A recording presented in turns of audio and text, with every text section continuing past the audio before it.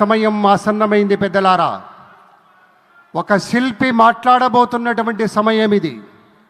రాజధాని అంటే కేవలం భవనాల సముదాయం కాదు, ప్రజల ఆశల పునాది అని నమ్మినటువంటి నాయకుడు మాట్లాడబోతున్న సమయం. మన స్వప్నాలను సాకారం చేయడమే తన జీవన ధ్యేయంగా చేసుకున్న మన ప్రియతమ నేత మాట్లాడబోతున్న సమయం. ప్రపంచంలోనే 5 ముఖ్య రాజధానుల్లో ఒకటిగా అమరావతిని తీర్చిదిద్దాలన్న విజనున్న నాయకుడు మాట్లాడబోతున్న సమయం. పట్టు పట్టరాదు, పట్టి విడవరాదు అన్న సత్యమరిగినటువంటి మేధావి మన చంద్రబాబు నాయుడు గారు. వారి దృక్కోణంలో అమరావతి అంటే రేపటి తరానికి ఇచ్చేటువంటి అపరూపమైన భవిష్యత్ వేదిక అనేటువంటి నమ్మిన నాయకుడు.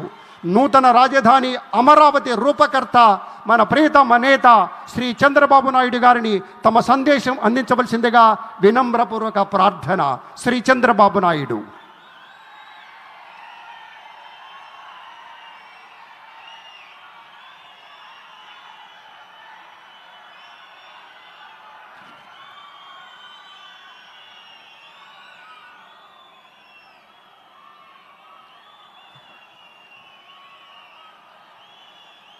అందరికీ నమస్కారాలు.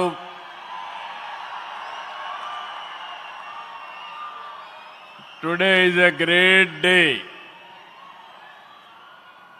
ఆంధ్రప్రదేశ్ చరిత్రలో శాశ్వతంగా లిఖించదగ్గ రోజు. ఇలాంటి సమావేశానికి ఏదైతే అమరావతి రాజధాని పనులు నిలిచిపోయినాయి, ఆ రోజు మన ప్రధానమంత్రి గారే ఫౌండేషన్ వేశారు. 5 సంవత్సరాలు విధ్వంసం జరిగింది. మళ్ళీ ప్రధానమంత్రి గారు నేరుగా వచ్చి ఈరోజు పునఃప్రారంభం చేస్తున్నారంటే దీనికంటే మంచి రోజు చరిత్రలో మనకి ఏ రోజు లేదని మరొకసారి మీ అందరికీ విజ్ఞప్తి చేస్తున్నాను. అలాంటి ప్రధానమంత్రి నరేంద్ర మోడీ గారికి రాష్ట్ర ప్రజలందరి తరపున మనస్ఫూర్తిగా స్వాగతం, సుస్వాగతం, ప్రత్యేకమైన అభినందనలు. His excellency governor of Andhra Pradesh Nazeer garu, గౌరవ కేంద్ర మంత్రులు, ఉప ముఖ్యమంత్రి మిత్రుడు పవన్ కళ్యాణ్ గారు, వేదిక పైన వేదిక ముందునున్న సోదరి సోదరులందరికీ నమస్కారాలు. ముందుగా మీ అందరికీ ఒక విషయం చెప్పాలి. గతంలో మోడీ గారిని ఎప్పుడు కలిసినా చాలా ఆహ్లాదకరంగా ఉండేవారు. కానీ మొన్నటి మా సమావేశం అమరావతికి రమ్మని పిలవడానికి వెళితే చాలా గంభీరంగా సాగింది. దీనికి కారణం, ఏకైక కారణం, ఉగ్రవాదుల దాడిలో నా దేశ ప్రజలు ప్రాణాలు కోల్పోయారనే ఆవేదన మోడీ గారిలో నేను చూశానని చెప్పి మరొకసారి విజ్ఞప్తి చేస్తున్నాను. అందుకే ఈ సందర్భంగా మీ అందరి తరపున వారికి విజ్ఞప్తి చేస్తున్నాను. ఉగ్రవాదాన్ని అణిచివేయడానికి ప్రధాని మోడీ గారికి కేంద్ర ప్రభుత్వం తీసుకునే ప్రతి చర్యకు మేము అండగా ఉంటామని ప్రతిజ్ఞ చేస్తున్నాం. మోదీ जी, हम आपके साथ हैं. आंध्र प्रदेश के 5 करोड़ लोग आपके साथ हैं. पूरा देश आपके साथ हैं. ఒకసారి గట్టిగా చెప్పండి, వందే మాతరం, వందే మాతరం. నేను వందే అంటే మాత్రం అని గట్టిగా చెప్పాలి. వందే వందే వందే. భారత్ మాతా కి, భారత్ మాతా కి, భారత్ మాతా కి. ఈరోజు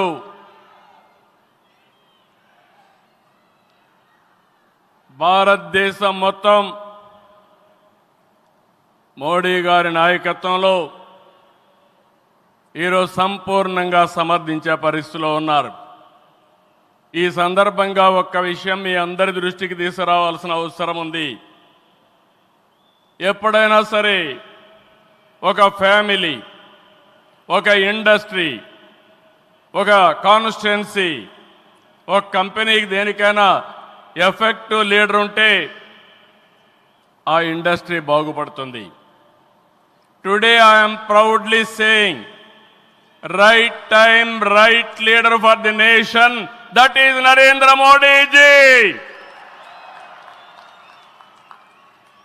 Very strong leader, balanced leader. Prapancham mottam, all over the world, people are accepting his leadership. That is the greatness of Narendra Modi ji. All these things, all of us have to understand.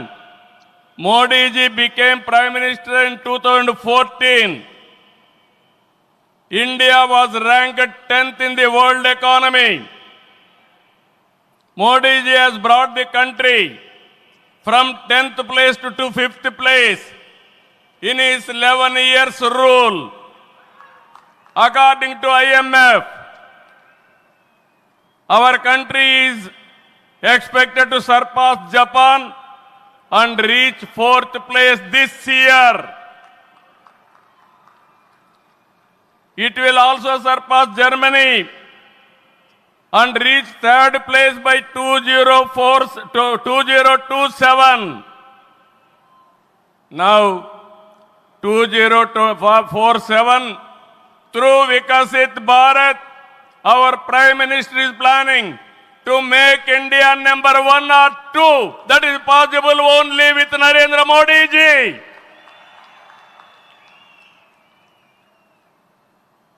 With Modi ji model, welfare, development, empowerment, a new India is emerging. In this last 10 years, people have been empowered and 15 crore people have been brought out of poverty. That is his greatness.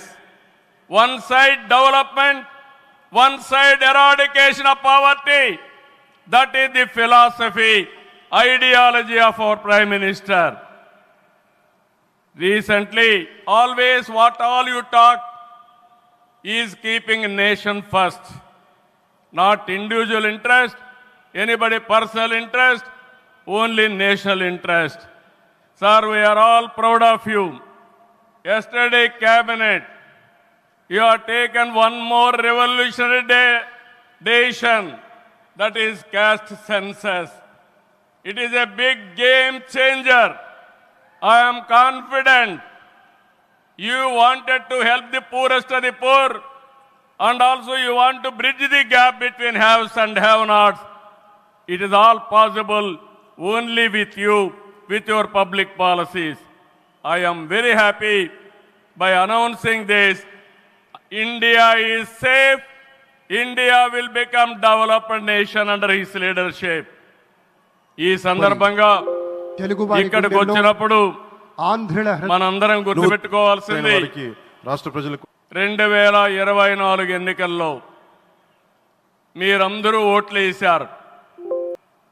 Narendra Modi గారి పైన ఉండే నమ్మకం, తెలుగుదేశం, జనసేన, నేను, పవన్ కళ్యాణ్ గారు కలిసి పనిచేసి రాష్ట్రం మొత్తం తిరగబడింది. 94% హిట్ రేట్ వచ్చే పరిస్థితి వచ్చింది. ఆర్థిక వ్యవస్థ అగమ్యగోచరం, ఏం చేయాలనో తెలియని పరిస్థితి. నేను 4వ ముఖ్యమంత్రి, కానీ ఎటు చూసినా అగాధమే. అలాంటి సందర్భంలో వెంటిలేటర్ పైన ఆర్థిక వ్యవస్థకి కేంద్రం వ్యక్తిగతంగా నరేంద్ర మోడీ గారు ఆక్సిజన్ ఇచ్చారు. ఇప్పుడిప్పుడే రికవర్ అవుతున్నాం, వెంటిలేటర్ నుంచి బయట వచ్చాం. ఇంకా కొన్ని రోజులు సహకారం వస్తే ఒక బలమైన ఆర్థిక వ్యవస్థగా ఆంధ్రప్రదేశ్ని రూపకల్పన చేస్తామని హామీ ఇస్తున్నాం. 2014 రాజధాని లేని పరిస్థితిలో మనం పాలన ప్రారంభించాం. విభజన వల్ల ఉన్న రాజధాని తెలంగాణకి వెళ్ళినప్పుడు మనం రాజధాని లేకుండా బయట వచ్చాం. అమరలింగేశ్వర స్వామి ఆలయం కొలువైన పుణ్యభూమిగా, శాతవాహనుల రాజధానిగా, బౌద్ధుల ఆత్మహత్య కేంద్రంగా, కృష్ణమ్మ తీరాన విరసిల్లిన అమరావతిని రాజధానిగా ఎంపిక చేసుకున్నాం. అమరావతి కేవలం ఒక నగరం కాదు, 5 కోట్ల ప్రజల సెంటిమెంట్. ప్రజల ఆత్మ గౌరవానికి, ఆత్మవిశ్వాసానికి, ఆశలకు, ఆకాంక్షలకు ప్రతిరూపం. ప్రపంచంలో ఎక్కడా లేని విధంగా 29,000 ఎకరాలు, 29,000 మంది రైతులు, 34,000 ఎకరాలు భూమి రాజధానికి ల్యాండ్ పోలింగ్ కింద ఇచ్చారంటే ఒక భారతదేశానికే కాదు ప్రపంచానికే ఇది ఒక చరిత్ర. అలాంటి నిర్మాణం తలపెడితే దానిపైన మనం చూశాం విధ్వంసం 5 సంవత్సరాలు. ఇక్కడ రైతులున్నారు, రైతు కూలీలున్నారు, రైతు మహిళలున్నారు, వీరోచితంగా పోరాడారు.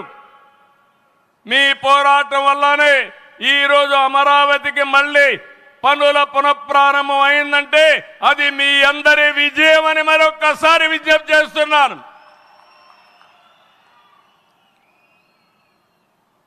బాధలు పడ్డారు, అవమానాలు పడ్డారు, లాఠీ దెబ్బలు తిన్నారు, జైళ్లకు పోయారు. అయినా కూడా ఎక్కడ కూడా మీరు వెనకాడలేదు. Hands of. ఇలాంటి ఉద్యమాన్ని నా చరిత్రలో ఎప్పుడూ చూడలేదు, మళ్ళీ చూస్తానని కూడా నమ్మకం లేదు. అలాంటి ఉద్యమం చేసిన ఉద్యమకారులందరికీ సెల్యూట్ చేస్తున్నా.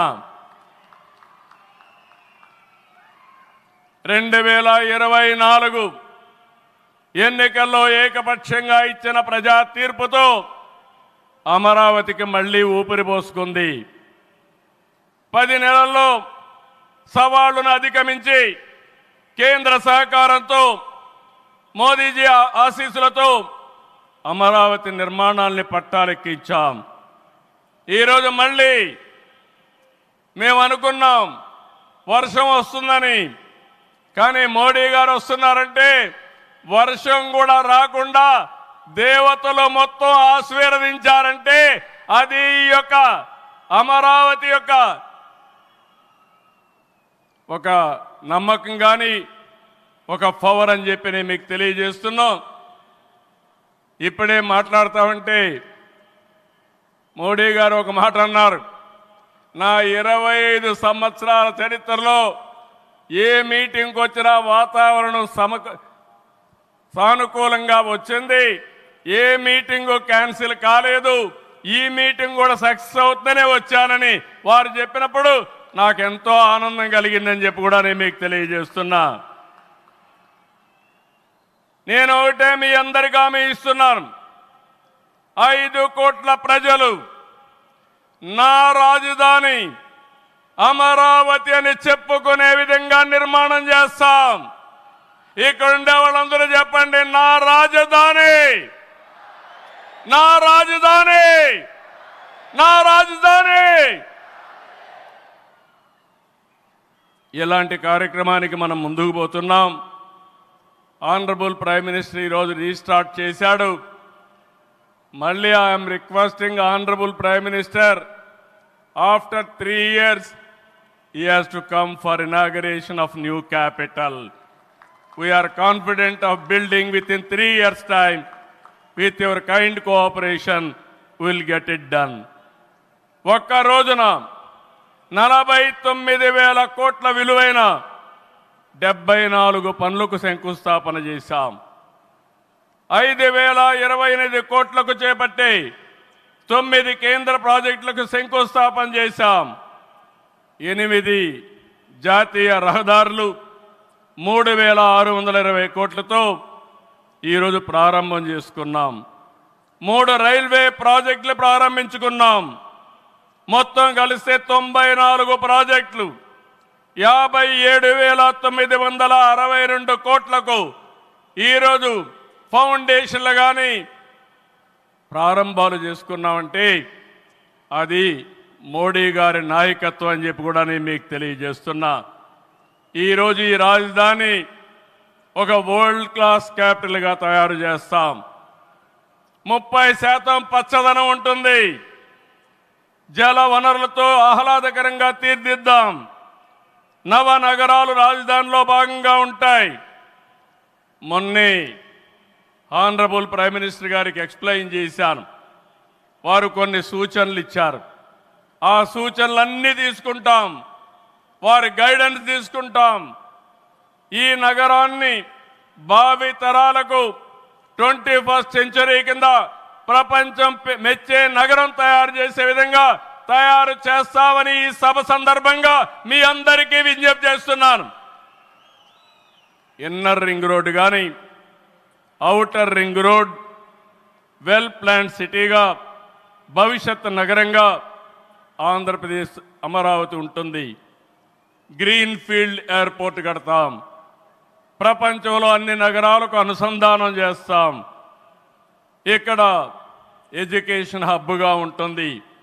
కనీసం 5 లక్షల మంది పిల్లలు ఇక్కడ చదువుకునే పరిస్థితి వస్తుంది. ఎప్పుడు కూడా ప్రధానమంత్రి గారు ఒకటే కోరుతారు, మంచి ఎడ్యుకేషన్ ఇన్స్టిట్యూషన్ తీసుకురండి, దానివల్ల భావితరాల భవిష్యత్తు బాగుంటుందని వారు సలహాలు ఇస్తుంటారు. అందుకే ఒక ఎడ్యుకేషన్ హబ్గా తయారు చేస్తాం. ఒక హెల్త్ సిటీని క్రియేట్ చేస్తాం. వారు సూచించిన విధంగా జపాన్ మియావాకి తరహాలో రాజధాని మొత్తం ఆహ్లాదకరమైన పచ్చదనానికి శ్రీకారం చుడతామని చెప్పి కూడా నేను మీకు తెలియజేస్తున్నా. ఏ నగరంలో కూడా ఉండవు. అన్ని యుటిలిటీస్ కూడా డక్ట్లోనే తీసుకొస్తాం. గ్రీన్ ఎనర్జీతో పొల్యూషన్ లేకుండా పర్యావరణ హితంగా తయారు చేస్తాం. ఇన్లాండ్ వాటర్ వేస్ కానీ cycling track, district cooling, walking path ఇవన్నీ కూడా తయారు చేస్తాం. ఇప్పటికే కొన్ని ఇన్స్టిట్యూషన్స్ ఉన్నాయి. బిట్స్ బిలాని వస్తుంది, XLRI వస్తుంది, గ్లోబల్ లీడర్షిప్ సెంటర్ వస్తుంది, రతన్ టాటా ఇన్నోవేషన్ హబ్ కూడా ఇక్కడ ప్రారంభిస్తాం.